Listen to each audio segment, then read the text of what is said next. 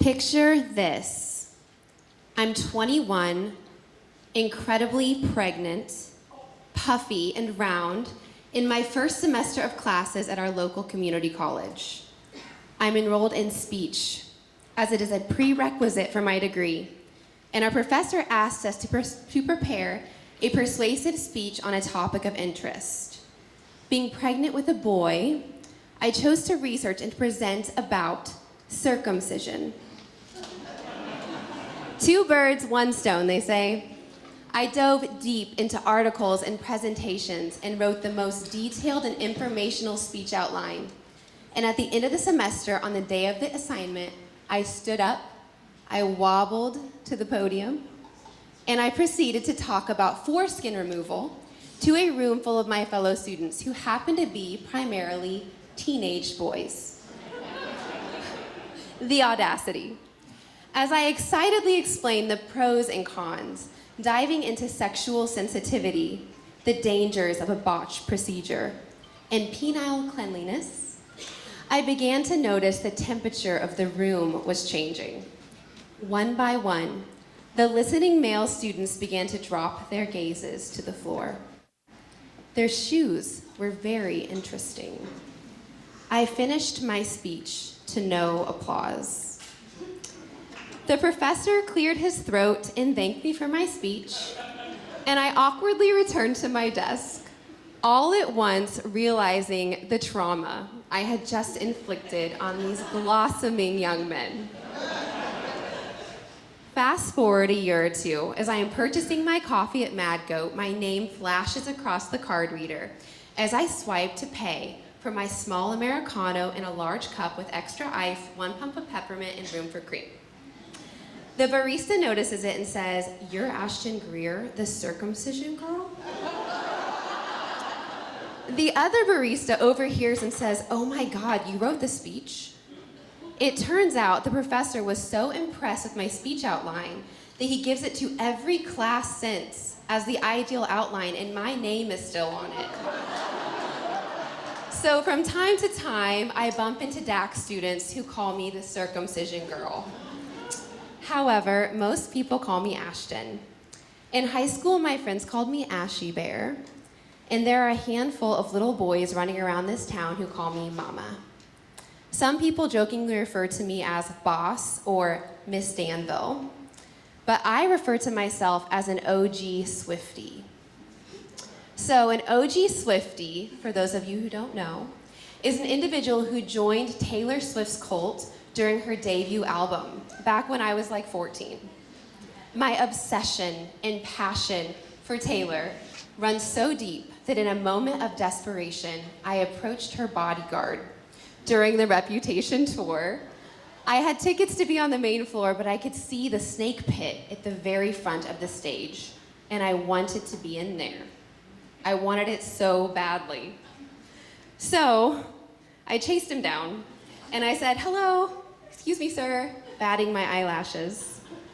I know this is probably annoying, and you get bothered with questions like this all the time, but it would make my life if you would let me and my friend here into the snake pit. The audacity.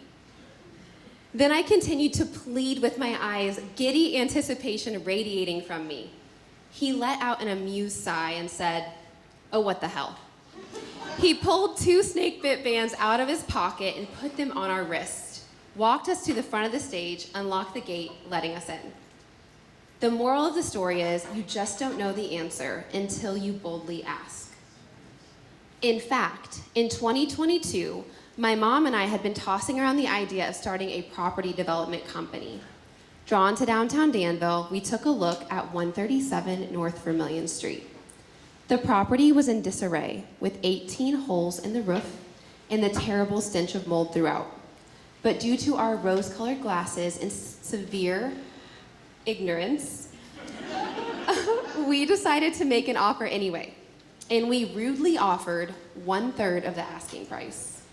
You could barely purchase a mediocre car for the price we offered them. The audacity. Long story short, the sellers accepted our offer, and we had an oh shit moment. now being the proud owners of a deteriorating downtown building.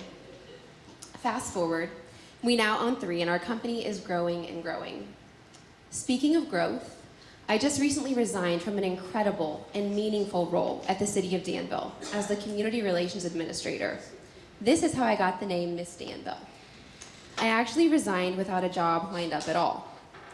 If this was a newspaper article, the headline would say, "Unmarried mother of 3 resigns with no income replacement plan." Those poor children. The audacity. Don't worry, I gave 6 months notice for a smooth transition, and I allowed myself plenty of time to make a game plan. My kids are fine. But I resigned because I could feel it in my soul that it was time to go, that I was no longer the best person for the job, and that my spirit was aching for alignment in my life. I resigned in faith and in self-belief, knowing that I got myself this far in life, and I have everything I need inside me to continue. It turns out I'm stepping into a role in August that aligns exactly with who I am. It checks every box imaginable for providing for my family and personal growth. But I have also had audacious moments in my life that did not fare so well for me in the end. For example, there's the time I thought I could karaoke an Adele song just a few months into divorcing my 14-year husband. If you were there for that, I apologize. Some of you were there for that. And if it helps, I cried the rest of the night myself to sleep. And I will never be audacious in this way ever again. And the time that I was picked out of an audience in Las Vegas to be hypnotized on stage, I agreed to this. And oh boy, I did not realize that Anthony Cools is an uncensored hypnotist. I am forever ashamed. Look this up if you're curious. Also take note, many members of my family were in the audience that night. And then there was the time I thought I could wear my hot new leather leggings to a Christmas party, but the crotch of them tore out when I was getting low on the dance floor. There's the time I chose an unmedicated home birth with a 10-pound baby. And the devastating time I had the audacity to walk away from a religion that was harmful to my psyche and deprived me of self-acceptance and self-actualization. I lost my community then, but I gained authenticity and I gained self-respect. And what I have come to realize is that life is much more meaningful and interesting when we take risks. Sure, I could always play it safe, but then I wouldn't have the awesome nickname of Circumcision Girl. I wouldn't have experienced a Taylor Swift concert so close I could nearly taste her sweat. I wouldn't have a successful business with my mom or a meaningful and aligned career. I wouldn't have traveled to 17 countries. I wouldn't be able to live in the tension of being so many things that so many women are, all at the same time. Strong and compassionate, divorced and honorable, professional and sexy, direct and kind, ambitious and nurturing, gritty and peaceful, confident and humble, leader and mother, passionate and imperfect. I could squeeze in the box they built for me, but then I wouldn't be free. And I wouldn't be authentically me. With time and a lot of courage, I have had the audacity to leave what confines me and show up as I define me. What makes you beautiful is not your appearance. It is not what you achieve. It is your love, your courage, and it is your audacity. It is your light. It is your spirit. And if you are true to it, the rest will fall into place. So tonight, I demand you to be audacious. Take surprisingly bold risks. Do it. At least once in your life, take the risk, even if other people like you less. Follow your dreams. Buy the lingerie. Profoundly and humbly apologize. Book the trip. Tell the truth. Quit the job that is no longer for you.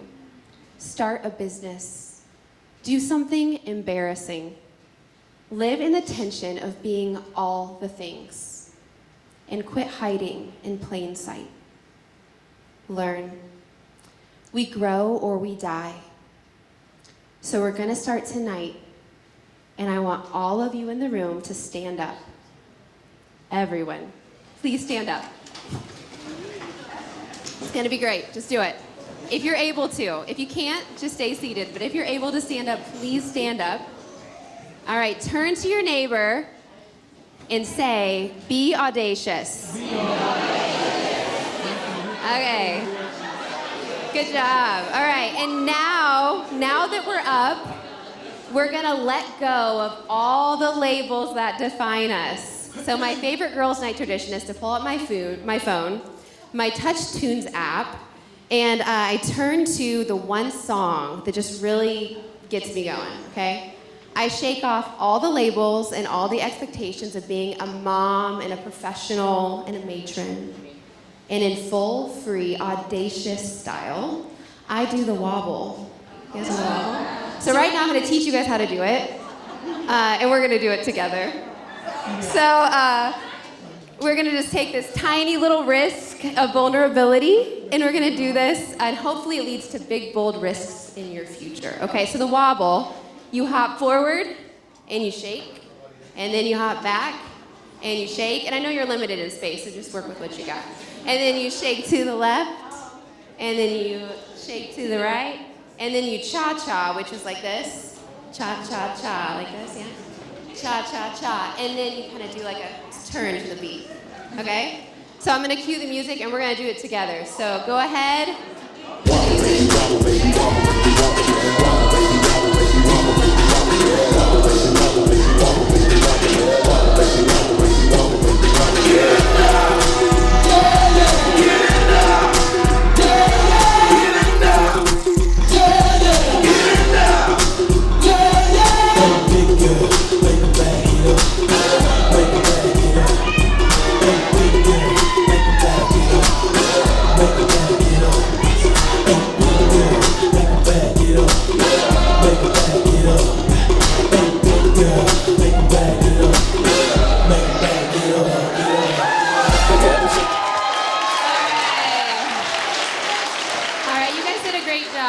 Great job with that. So, thank you for humoring me.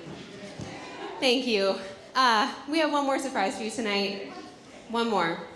Because, man, it feels good to be a woman.